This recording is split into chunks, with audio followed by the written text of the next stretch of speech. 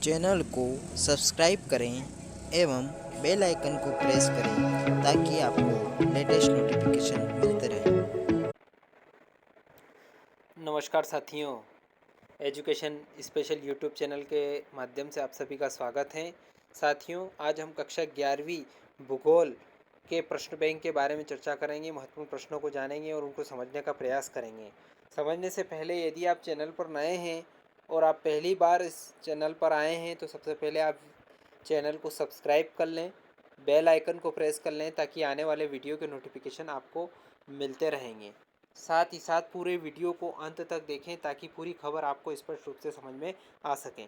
जैसा कि साथियों आप सभी को मालूम है कि इस वर्ष कोरोना की वजह से कोर्स में लगभग कटौती की गई है। 30% कोर्स की कटौती की गई है और 70% कोर्स में से 11वीं के परीक्षा में प्रश्न पूछे जाएंगे और 70% कोर्स के लिए भी लोक शिक्षण संचालनालय द्वारा विमर्श पोर्टल पर प्रश्न बैंक जारी कर दिया गया है और आपको उन्हीं प्रश्न बैंक के आधार पर तैयारी करना है। इन्हीं प्रश्नों में से परीक्षा में प्रश्न पूछे जाएंगे। इतनी सुविधा आपके लिए इस वर्ष के लिए कर दी गई है। तो आइए जानते हैं हम कौन कौन से प्रश्न परीक्षा के लिए महत्वपूर्ण है। चैप्टर वाइज हम प्रश्नों को जानेंगे। चैप्टर सबसे पहले ब्लूप्रिंट बता देता हूँ, एक नज़र आप ब्लूप्रिंट देख लें। 70 अंकों का पेपर रहेगा, 3 घंटे का पेपर रहेगा और 100 अंकों का 70 अंक का ये पेपर रहेगा। अलग अलग यूनिट के लिए अलग अलग अंक आवंटित किए गए हैं। कुल 18 प्रश्न इस परीक्षा में आपके लिए पूछे जाएंगे। अब बात करते हैं इकाई 1 की।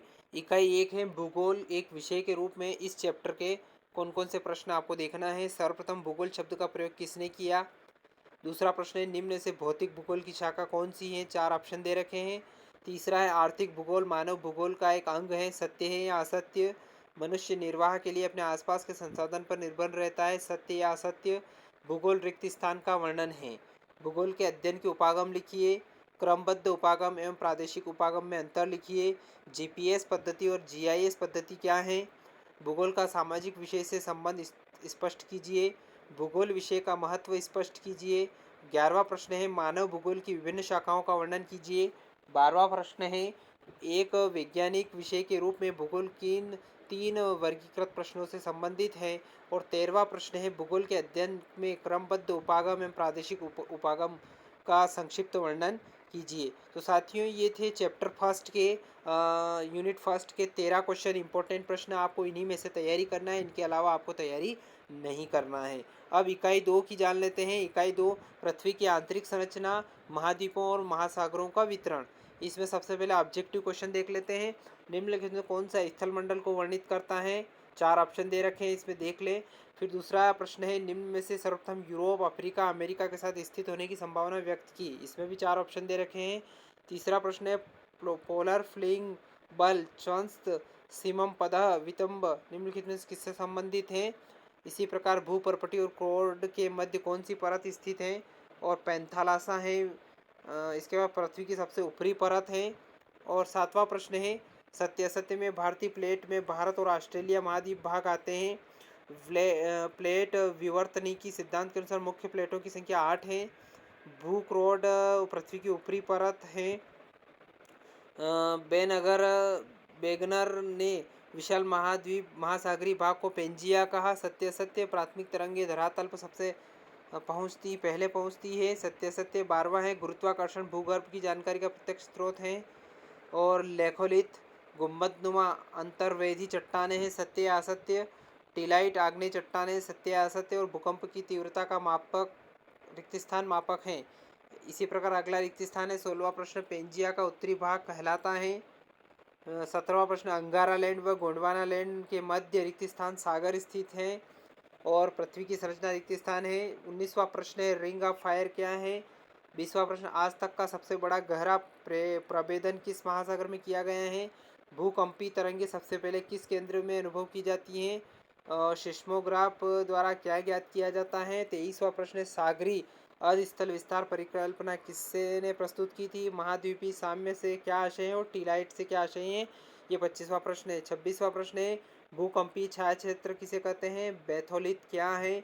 भूकंप उत्पत्ति के 3 कारण लिखिए। भूकंपीय तरंगों का वर्णन कीजिए। 30वां प्रश्न है प्लेसर निक्षेप क्या है, ये कहाँ पाए जाते हैं। महासागरीय तल को कितने भागों में विभाजित किया जा सकता है, नाम लिखिए। पृथ्वी की आंतरिक संरचना का सचित्र वर्णन कीजिए। प्लेट विवर्तनिकी सिद्धांत के अनुसार प्लेट संचरण की सीमाओं का संक्षिप्त वर्णन कीजिए। अल्फ्रेड वेगनर द्वारा महाद्वीपीय विस्थापन के पक्ष में दिए गए प्रमाणों का वर्णन कीजिए।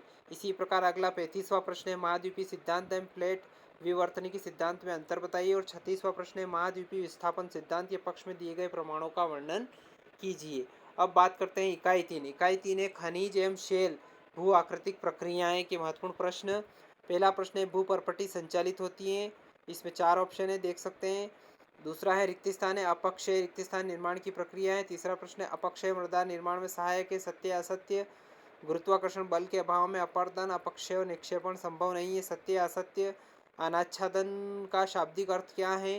तीव्र ढाल के सहारे शेल खंडों का गिरना क्या कहलाता है? आग्नेय शेल की निर्माण पद्धति को समझाइए।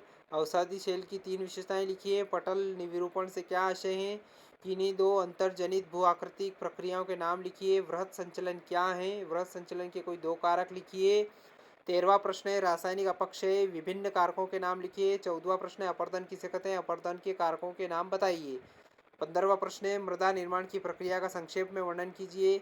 16वां प्रश्न है, कायांतरित शेल निर्माण प्रक्रिया को विस्तार से समझाइए। 17वां प्रश्न है, भौतिक अपक्षय प्रक्रिया का वर्णन कीजिए। 18वां प्रश्न है, मृदा निर्माण के प्रमुख कारकों का वर्णन कीजिए। 19वां प्रश्न है, अपरदन और निक्षेपण 2 विरोधी प्रक्रियाएं, धरातल के समतलीकरण में इनके योगदान को स्पष्ट कीजिए। 20वां प्रश्न है, निर्माण पद्धति के आधार पर शेल समूह के प्रकारों का संक्षिप्त वर्णन कीजिए। 21वां प्रश्न है, शैली चक्र का सचित्र वर्णन कीजिए। क्या कारण है कि हिमालय पर भूस्खलन सबसे अधिक सक्रिय है? 23वां प्रश्न है, मृदा निर्माण को नियंत्रित करने वाले प्रमुख कारक कौन कौन से हैं? वर्णन कीजिए। खनिज की विशेषताओं का वर्णन कीजिए। शेल कितने प्रकार के होते हैं? उदाहरण सहित लिखिए।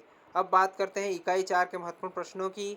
साथियों, वीडियो पर बने रहें और अंत तक देखें। इसके बाद आने वाला वीडियो इनके उत्तर का रहेगा, इसलिए चैनल को सब्सक्राइब नहीं किया है तो पहले आप चैनल को सब्सक्राइब कर लें, बेल आइकन को प्रेस कर लें ताकि नोटिफिकेशन आपको मिलते रहेंगे।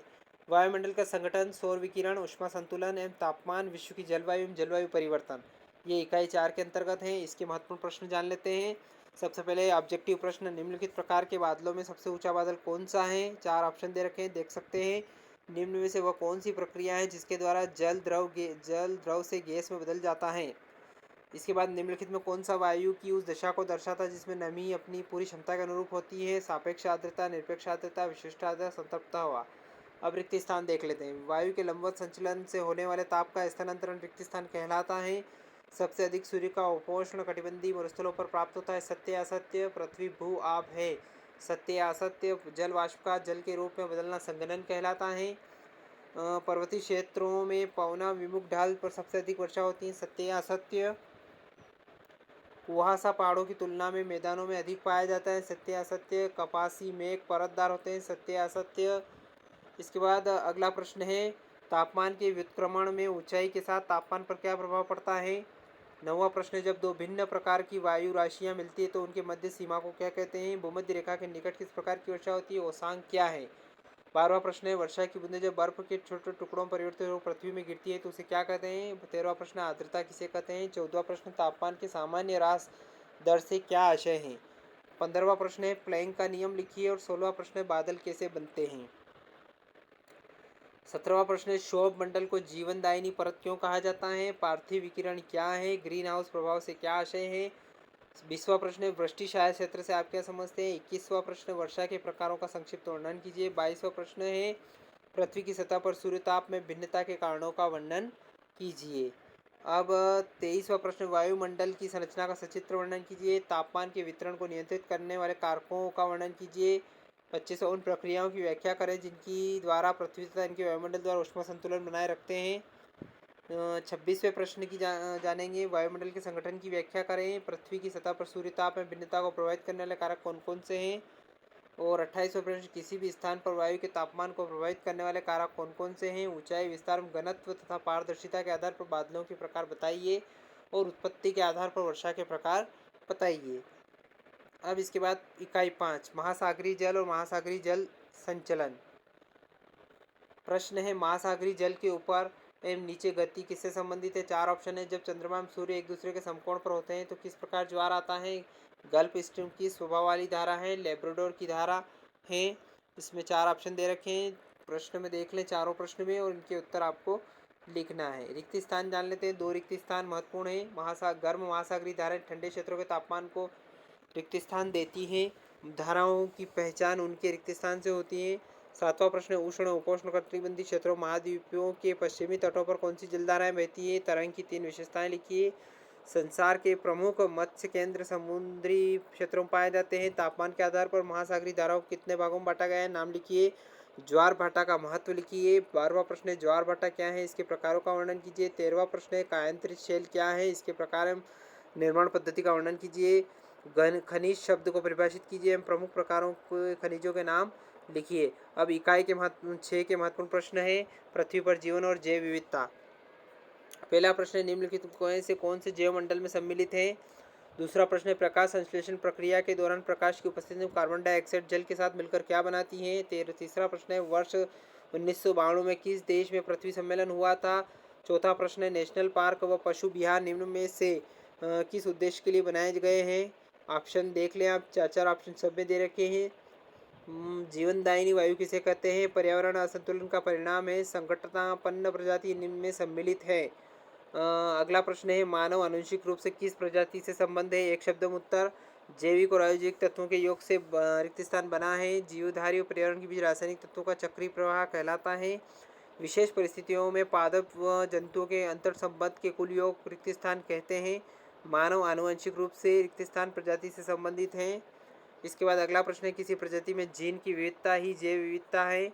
एक स्तर से दूसरे स्तर पर ऊर्जा प्रवाह खाद्य श्रृंखला कहलाती है। सत्य असत्य।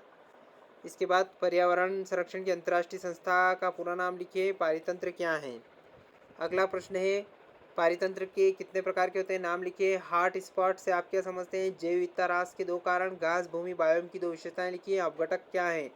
देशज और विदेशज प्रजातियों से आप क्या समझते हैं? जैव भू रासायनिक चक्र क्या है? जैव विविधता क्यों महत्वपूर्ण है? जैव विविधता का संरक्षण क्यों आवश्यक है तथा संरक्षण के उपाय लिखिए। 25वां प्रश्न इंपॉर्टेंट प्रश्न है, पृथ्वी पर जीवन कहाँ पाया जाता है? अगला इकाई 7, भारत की स्थिति। इसके महत्वपूर्ण प्रश्नों को जानेंगे। भारत की उत्तर से दक्षिण में वास्तविक दूरी कितनी है? भारत का दक्षिणी हिस्सा किस कटिबंधीय क्षेत्र के अंतर्गत आता है? किस देश की भारत के साथ सबसे लंबी सीमा है? इसके बाद अगला प्रश्न है, भारत की संपूर्ण तट रेखा द्वीप समूह सहित कुल लंबाई। भारत की मुख्य भूमि उत्तर में किस राज्य केंद्र शासित प्रदेश से प्रारंभ होती है? भारत के पूर्वी एवं पश्चिमी भाग में समय कितना अंतर होता है? श्रीलंका भारत से किस खाड़ी द्वारा अलग होता है? भारत को उपमहाद्वीप क्यों कहा जाता है? 7वां प्रश्न है, भारत के आकार एवं विस्तार का वर्णन कीजिए। 8वां प्रश्न है, भारत भौतिक दृष्टि से विविधतापूर्ण भूभाग है, सिद्ध कीजिए। इसके बाद 9वां प्रश्न है, अंतर्राष्ट्रीय समुद्री परिवहन एवं वायु परिवहन में प्रायद्वीपीय भारत की महत्वपूर्ण स्थिति का वर्णन कीजिए। हिमालय पर्वत में उत्तर भारत की जलवायु को नियंत्रित करता है। उदाहरण द्वारा इस कथन की पुष्टि कीजिए। भारत का दक्षिणी हिस्सा रिक्त स्थान कटिबंध के अंतर्गत आता है। भारत की दक्षिणी सीमा 6 डिग्री 45 डेश उत्तरी अक्षांश के साथ निर्धारित होता है। सत्य असत्य। अब इकाई 8, भारत संरचना भू आकृति प्रवाह अपवाह तंत्र। नर्मदा नदी का उद्गम है। इसमें 4 ऑप्शन दे रखे हैं, देख सकते हैं। निम्न में से कौन सी नदी अवघाटी भ्रंश घाटी से होकर बहती है? गंगा का सबसे लंबी सहायक नदी है। दक्षिण भारत की गंगा कहते हैं। राजस्थान का सबसे बड़ा नदी तंत्र रिक्त स्थान नदी तंत्र है। बंगाल का शोक किसे कहा जाता है? भारत के दक्षिण में महासागर स्थित है। धुआंधार जलप्रपात किस नदी पर स्थित है? अरावली पर्वत नवीन वलित पर्वत है। सत्य असत्य। ब्रह्मपुत्र नदी मानसरोवर झील से निकलती है। सत्य असत्य। बाढ़ का मैदान किसे कहते हैं? प्रायद्वीपीय नदियों में की 3 विशेषताएं लिखिए। नमामि गंगे परियोजना क्या है? इसके उद्देश्य लिखिए। अगला प्रश्न है 14वां प्रश्न है, भारत में नदियों के प्रदूषण के 3 कारण लिखिए। नर्मदा और ताप्ती नदियां डेल्टा क्यों नहीं बनाती है? भारत में नदी जल उपयोग की प्रमुख 3 समस्याएं लिखिए। दामोदर नदी को बंगाल का शोक क्यों कहा जाता है? अगला प्रश्न है, उत्तर भारत की नदियां और प्रायद्वीपीय भारत की नदियों में अंतर लिखिए। गंगा नदी तंत्र का संक्षिप्त वर्णन करते हुए इसकी प्रमुख सहायक नदियों के नाम लिखिए। अगली इकाई 9, भारत की जलवायु और प्राकृतिक वनस्पति और मृदा। नंदा देवी जीवमंडल निश्चय किस राज्य में स्थित है? भारत के कितने प्रतिशत भूभाग पर वन क्षेत्र स्थित है? निम्न कौन सी मिट्टी सबसे अधिक उपजाऊ है? मिट्टियों के नाम दे रखे हैं, एक मिट्टी बताना है। किस मिट्टी को कपास वाली मृदा कहते हैं? भारत में वन संरक्षण नीति कब लागू की गई? वन क्षेत्रफल की दृष्टि से भारत का सबसे बड़ा राज्य है। रेंगती हुई मृत्यु किसे कहते हैं? एबोनी महोगनी आबनूस आदि वृक्ष किस प्रकार के वनों में पाए जाते हैं? रेगर मृदा का दूसरा नाम क्या है? सुंदरवन डेल्टा में वन की प्रधानता है। राष्ट्रीय नीति के अनुसार प्रतिशत भूभाग को वन विकसित करने का लक्ष्य किया गया है और मिट्टी में वनस्पति और जीव जंतु का अवशेष अंश रिक्त स्थान कहलाता है। इसी प्रकार और रिक्त स्थान मकान बनाने के लिए पक्की ईंटों को बनाने के लिए सबसे उपयुक्त मिट्टी है। लवणता की समस्या से निपटने के लिए मृदा में डालने की सलाह दी जाती है। सामान्यतः मिट्टी में कितने संस्तर होते हैं? एशियाई सिंहों का एकमात्र आवास कौन सा राष्ट्रीय उद्यान है? मृदा संरक्षण के लिए सीढ़ीदार खेत कहाँ बनाए जाते हैं? इसके बाद सत्य असत्य वाले प्रश्न हैं। 18वां प्रश्न, बालू के प्रसार को रोकने के लिए वृक्षों को मेखला बनाना चाहिए। प्रोजेक्ट टाइगर योजना का मुख्य उद्देश्य बाघ पर फिल्म बनाना है। देवदार, चीड़, चिनार जैसे बहुमूल्य वृक्ष हिमालय के पर्वतीय क्षेत्र की वनस्पति हैं। बंगाल नया जलोढ़क होता है। बांगर लेटराइट एक लैटिन शब्द लेटर से बना है। भारत में मिट्टी की विभिन्नता क्या कारण है? प्राकृतिक वनस्पति से क्या आशय है? वन संरक्षण के लिए 2 प्रयास लिखे। 24वां प्रश्न, सामाजिक वानिकी कार्यक्रम पर प्रकाश डालिए। वन्य प्राणी संरक्षण की आवश्यकता है। वन्य प्राणी कम होने के प्रमुख कारण लिखिए। मृदा अवकर्षण का अपर्दन के प्रमुख कारण संरक्षण के उपाय लिखिए।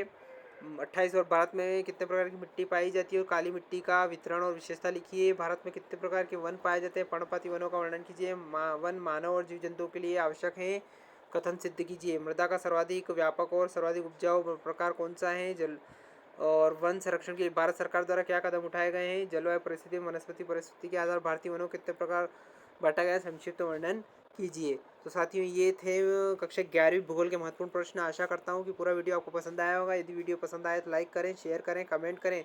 एक बार और आपसे निवेदन है, यदि आपने चैनल को सब्सक्राइब नहीं किया है तो मित्रों सबसे पहले चैनल को सब्सक्राइब कर लें, बेल आइकन को प्रेस कर लें ताकि आने वाले वीडियो का नोटिफिकेशन आपको मिलते रहेंगे। धन्यवाद साथियों। जय हिंद, जय भारत।